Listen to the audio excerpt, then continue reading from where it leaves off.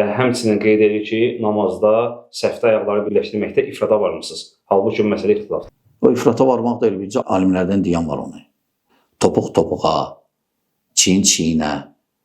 Amma biz görürük əsər sələflərdən, onlar toxundururlar ayaqları. Məsələn, indi biz də deyə bilərik ki, siz də ifrata varmısınız, aralı dayanırsınız namazda. Daha o hələ də yox da. İbn Həcər Rahiməhullah Fəthül Baridə danışanda bu məsələni qeyd edir. Deyir, o vaxt ki, topuq topuğa dəyməkdən, ayaq ayağa, qədəm qədəmə vurmaqdan, dəyməkdən, deyir, indi qoyursan birini qədəmli, birinin yanına ayağını çəkir. Səndən elə qaçır ki, deyəsən uzun qulağa oxşadır onu. İbn Həcər Rahiməhullah o vaxt ələm. Yəni, bu sadəcə köhnə o məzhəbçilik var, istəyirlər onu gətirsinlər.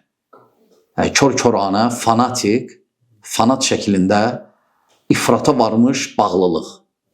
O cür dəlillərə bəyan olsa da onunla getmiyor. Hamısı onun səbəbidir. Vəssalam.